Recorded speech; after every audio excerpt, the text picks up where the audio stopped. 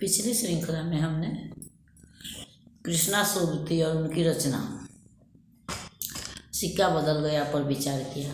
अब हम मेहरुन्निसा परवेज और उनकी रचना भोगे हुए दिन पर विचार करेंगे। मेहरुन्निसा का जन्म 1944 ईस्वी में मध्य प्रदेश के बालाघाट के बहला गांव में हुआ था। इनके पिता का नाम A.H. खान था। ये साहित्य के साथ साथ सांस्कृतिक कार्यक्रम से या सामाजिक उत्थान से भी जुड़ी हुई थी। ये आदिवासियों के उत्थान के लिए लगातार काम करती रही हैं। उसके साथ ही साथ 70 के दशक से इन्होंने अपना लेखन कार्य प्रारंभ किया, जो आज भी अनवरत जारी है। इनकी रचनाओं में मध्यवर्गीय मुस्लिम समाज की वर्तमान परिस्थिति का वर्णन है।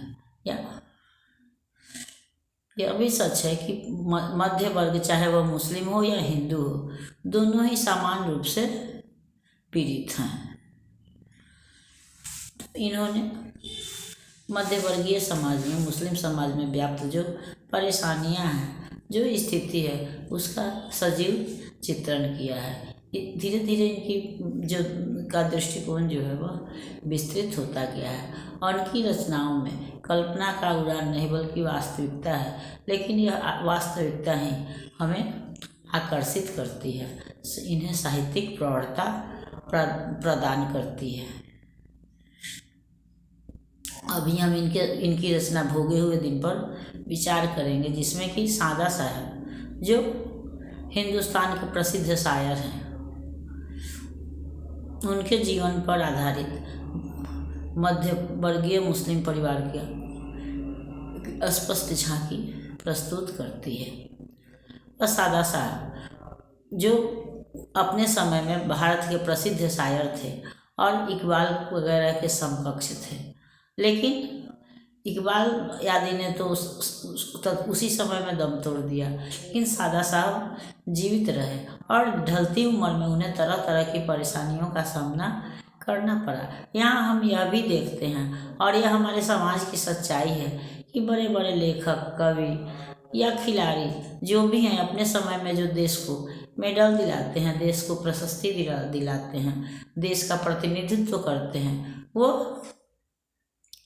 भविष्य में ढलती उम्र में तरह तरह की बीमारियों का और सरकारी उपेक्षाओं का, सामाजिक उपेक्षाओं का शिकार हो जाते हैं और उन्हें अपने अस्तित्व को बचाने के लिए भी कठिन संघर्ष करना पड़ता है। उदाहरण के लिए हम सादा साहब के जीवन को देख सकते हैं, जो कि अपने समय के प्रसिद्ध शायर थे, जिनकी रचनाओं पर लोग घंटों तालियां बजाते थे या फिर उसके पुनरावृत्ति की मांग करते थे। वही सादा साहब बुढ़ापे में अपने अस्तित्व के लिए संघर्षशील हैं और कठिन जीवन व्यतीत करते हैं। विलासिता की तो बात ही खत्म है।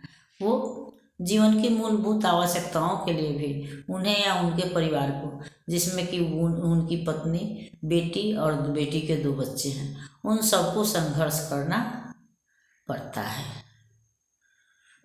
और उनका यह संघर्षशील जो रूप है, उसको लेखिका ने कुशलतापूर्वक चित्रित किया है। सादा साहब उस उम्र में भी पानी भरते हैं, या बच्चे जो हैं, छोटी छोटी बेटी है या बालक जो है, वो शिक्षा के साथ साथ, अध्ययन के साथ साथ काम भी करते हैं। लकड़ियाँ बेचते हैं, बाजार का काम करते हैं। बेटी उनकी स्कूल पढ़ाती है, ट्यूशन पढ़ाती है। इस तरह से मिला जुला करके छोटे से घर में वो रहते हैं, जो उनकी मानसिकता के अनुरूप नहीं है। लेकिन वर्तमान स्थिति जो है वो उस समय के जो सादा साहब थे उससे के विपरीत है। उनके नाम के, उनके शोहरत के या उनके मानसिकता के विपरीत है। तो हाँ, एक सब तरह से हम कहें तो यहाँ लेखिका ने शासन का या समाज का ध्यान इस ओर भी आकर्षित करने का कष्ट किया है कि हम उगते हुए सूर्य को प्रणाम करते हैं, लेकिन डूबने के बाद से उसका ध्यान ही छोड़ देते हैं। आज भी भारत के प्रसिद्ध खिलाड़ी हैं या लेखक हैं, कवि हैं, रचनाकार हैं। उदाहरण के लिए हम वशिष्ठ को भी ले सकते हैं, वशिष्ठ सिंह को भी ले सकते हैं कि ये बड़े बड़े लोग जिन्होंने भारत का प्रतिनिधित्व किया या भारत का नाम उज्जवल किया, देश के लिए काम किया, वैसे लोग भी बुढ़ापे में उपेक्षा का शिकार होते हैं और